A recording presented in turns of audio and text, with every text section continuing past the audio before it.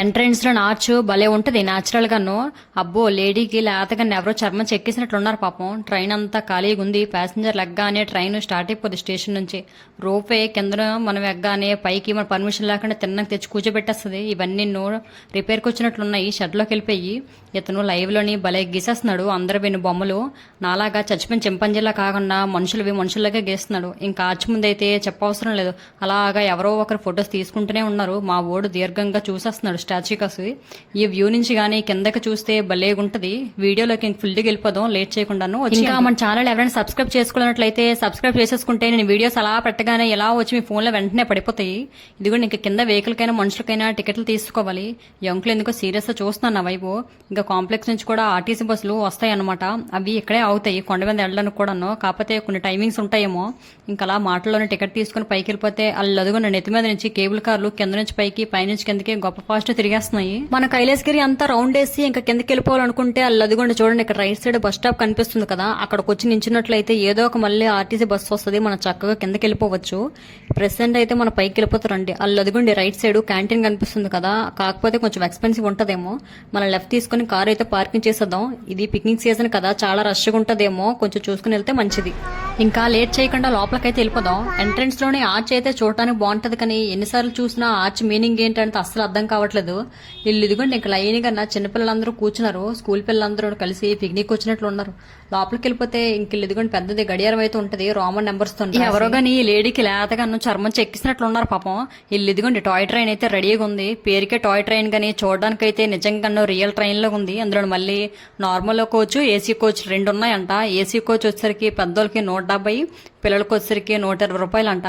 ఇంకా ప్యాసింజర్లు ఎవరు ఎక్కలేనట్లున్నారు. ఎగ్గానే ఇంకా ట్రైన్ స్టార్ట్ అయిపోవడమే.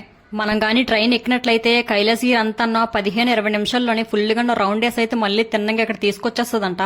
ఓపుకున్న వాళ్ళైతే ఈ ట్రైన్ ఎక్కకుండా నడుచుకుని వెళ్ళినట్లయితే మొత్తం వ్యూ అంతా ఎంజాయ్ చేయొచ్చు బాగా. మా బాబు అయితే ఇంక బరిలోకి దిగిపోతున్నాడు. వద్దురా బాబు అంటే మాట వింటాడేంటి. గ్రైండర్ లో ఉన్న పప్పుకేం తెలుసు రాయబాద్ అన్నట్లు అయిపోయింది నా పరిస్థితి. ఇంకా ఆపానంటే చాలు మొహం చేదరించేస్తున్నాడు చిలకడ దుంపలాగా ఏకంగా. ఇక్కడ ప్లేయింగ్ ఏరియా అయితే చాలా ఉందన్నమాట. పిల్లలు అయితే మాత్రం చక్కగా ఎంజాయ్ చెయ్యొచ్చు ఒకరితో ఒకరి సంబంధం లేకుండా. ఇల్లు కప్ప చూడండి ఎంత ఉందో. నిజం కప్ప అయితే కోస్తే 60 కేజీలు ఉంటదేమో. ఇంక నోటు గురించి అయితే చెప్పవలసిన ఎంత ఉందో చూడండి నోరు. ఇల్లు ముసలు అయితే దారుణంగా ఎవరో నోట్లో ఏకంగా రాళ్ళు దూరిస్తారు. దీని నోట్లోనైతే ఒకరి మీద ఒకరు నాలంటలు 6 దూరు. ముసలి పళ్ళు అయితే గొప్ప షార్ప్గా ఉన్నాయి. ఇంకెవరో కామెడీగా గోలికి కాలుకి చేతులు కలిపి నెయిల్ పాలిష్ కూడా వేస్తారు చూడండి వైట్ కలర్ది.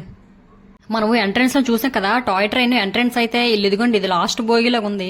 కార్తీక మాసం కదా పూజ కోసం గల ఇల్లు అంకులు ఎవరో సీరియస్ గా పువ్వులు అయితే ఏరేసుకుంటున్నారు పూజ కోసం. ఇదిగోండి ఇదంతా toy train the railway track భలే ఉంది చూడడానికి చిన్నది. మనం ఇప్పుడు రోప్ వే దగ్గరికి అయితే వచ్చేద్దాం. అల్లు అదిగోండి మాటలోని కేబుల్ కార్ కూడా పైకి వచ్చేస్తుంది. ఇల్లు ఇవన్నీ రిపేర్కి వచ్చినట్లు ఉన్నాయి. పక్కన అయితే పెట్టిస్తారు. ఇంకా కింద నుంచి పైకి వచ్చినప్పుడే మనకి 2 వైపులు కలిపి టికెట్ ఇచ్చేస్తారు అనమాట. పైన అంతా చూసిన తర్వాత మళ్ళీ టికెట్ పట్టుకున్నట్టుకు వచ్చేస్తే మళ్ళీ మనం మంచి కిందకైతే వెళ్ళిపోవచ్చు.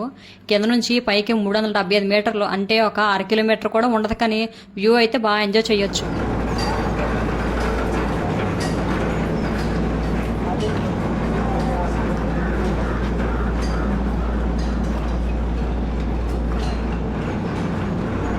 అబ్బో ఎంత పెద్ద పుట్టగొడుగో చూడండి. ఇది కట్టడం ఒక ఎత్తు అయితే దీని డిజైన్లు తగ్గట్టు చిన్న చిన్న టైల్స్ ముక్కలను అయితే బాగా ఎద్దారు. ఇది బొమ్మ కాబట్టి సరిపోయింది, కానీ నిజంగా పుట్టగొడుగు అయితే పీకిసి ఎప్పుడో పాపం పొట్టలోకి వెళ్ళిపోదును. ఇంకా అలా ముందుకెళ్తే రవిచంద్ర మ్యూజియం పార్క్ అంట. కింకాంగ్ వచ్చి కోపంగా గుండెలు అయితే చీల్చేసుకుంటాం చూడండి. ఇంకా పక్కన డైనోసార్లు ఒకటి. బయట ఎంత బాగుందంటే ఇంకా లోపలికి వెళ్తే ఇంకెలాగుంటుందో. ఈ స్టాచ్యూ బాగుంది. ఎక్కడ నించుంటాను నాకు కూడా ఫోటో తీయమని హస్బెండ్ అడుగుతున్నాను. కలర్ కొంచెం తేడా గానీ పక్కన నించుంటే సేమ్ ఇతనిలాగే ఉంటానేమో నేను కూడా. ఫోటో అవ్వగానే అర్జెంటుగా ఇక్కడ నుంచి పక్కెళ్ళిపోవాలి. అబ్బో వీళ్ళు ఏనిగా అనుకుంటే దీని దంతాలు చూడండి ఎంత పెద్దవి ఉన్నాయి. అసలు తొండం ఎంత ఉందో దంతాలు అంత పెట్టారు. అసలు ఎవరు చెక్కారో గానీ భలే చెక్కారు. సేమ్ ఏనికే అక్కడ వచ్చి నించున్నట్లు ఉంది. ఒక మనిషి వాళ్ళ జీవితంలోని అన్ని కోల్పోయి నిరాశకు వచ్చి కూర్చున్నట్లు చూడండి. విగ్రహాన్ని అయితే అసలు ఎంత బాగా చెక్కారో. ఇంకిదే కాకుండా నేను పార్కులోని 2-3 విగ్రహాలు అయితే చూసాను. సేమ్ మనుషులు ఎలా ఉంటారో అలాగే బాగా చెక్కారు చూడండి. మనకి లెఫ్ట్ సైడ్ 40 అడుగుల శివుడు పార్వతి విగ్రహాలు అయితే ఉంటాయన్నమాట. ఇల్లు ఇదిగోండి ఇక్కడ ఇద్దరిని చూడండి. అడవి మనుషులు అసలు సేమ్ ఎలాగుంటారో అలాగే వేసి ఇంకా పులిను సింహం చర్మాలతోని వాళ్ళు అయితే కట్టుకున్నట్లు భలే చూపించారు చూడండి కళ్ళ కట్టినట్లు. డివోజీ గారు అందరూ మీటింగ్కి వచ్చినట్లు ఉన్నారు పాపం. వీళ్ళ పనే బాగుంది, ఎంట్రీ ఫీజులు ఉండదు, ఎందుకు వచ్చావు అనేసి అడిగినట్లు ఉండరు. నచ్చిన దగ్గరికి నచ్చినప్పుడు వెళ్ళి వచ్చేయడమే ఫ్రీగా అన్నా. వాళ్ళు అదుకుని వెనకతలే మన శివుడు పార్వతి విగ్రహాలు ఇంకా పైకి ఎక్కకూడదు అనేసి రాసి బోర్డు మీద పెట్టినా కూడా వీళ్ళు ముగ్గురు ఫోటో కోసం ఎక్కినట్లున్నారు. ఫోటో తీసుకోకుండా అలా తచ్చాడుతున్నారు. ఇక్కడ ఇంకా గ్లాస్ బ్రిడ్జ్ కూడా కడదాం అనేసి ప్లానింగ్ అయితే ఉందంట. ఆల్రెడీ కన్స్ట్రక్షన్ కూడా స్టార్ట్ చేశారు. అది ఎప్పుడు కంప్లీట్ అవుతుందో చూడాలి. ఇంకా శివుడు పార్వతి విగ్రహాల ముందు ఈ శివలింగాలు చూడండి భలే ఉన్నాయి, ఈ గ్రీనరీగా. ఇంకా శివుడు పార్వతి విగ్రహాల విషయంకి వచ్చినట్లయితే 40 అడుగులు అనమాట. మనం వెళ్ళి డైరెక్ట్ గా చూసినట్లయితే అచ్చం శివుడు పార్వతి కూర్చున్నట్లు భలేగుంటుంది చూడడానికి. ఈ కైలాసగిరి ఉదయం 6 నుంచి సాయంత్రం 7:30 లోపు ఎప్పుడైనా వెళ్ళొచ్చు, కానీ చీకటి పడ్డాక వెళ్ళినట్లయితే లైట్స్ అవి ఆన్ చేసి వాటర్ మౌంటైన్ భలేగుంటుంది చూడడానికి. ఈ కైలాసగిరి అంతా మొత్తం 382 ఎకరాలు అంట. ఈ శివుడు పార్వతి విగ్రహం ముందు ఎవరు లేకుండా ఫోటో దిగడం అంటే కష్టమే. ఎవరో ఒకరు అలాగనే ఫొటోస్ దిగుతూనే ఉంటారు ఇక్కడ. అదిగోండి ఎంతమంది ఉన్నారో చూడండి, ఒకరి మీద ఒకరు పడిపోతున్నారు గురుకు ఫొటోస్ తీసుకోవడానికి. ఇంకా అలా ముందుకెళ్ళినట్లయితే ఇతను ఎవరో లైవ్ లోనే డ్రాయింగ్ అయితే వేసేస్తున్నారు, భలేగా వేస్తున్నారు అనమాట. నాలాగా చచ్చిపోయిన చింపంజీలు కాకుండా బతుకున్న బాహుబలి సైజులోని బాగానే వేసేస్తున్నారు. ఇంకా అలాగ మనం ముందుకెళ్ళినట్లయితే ఇల్లు వ్యూ చూడండి ఎలా ఉందో. కుక్కలు చూడండి ఎంత దజ్జంగా పడుకున్నాయో. ఇంకా ఇక్కడ నుంచి చూసినట్లయితే కిందకి ఒకవైపు గ్రీనరీ గానో ఇంకో వైపు బీచ్ చూడడానికి భలే ఉంది. ఎంతమంది ఫొటోస్ తీసుకుంటున్నారో చూడండి.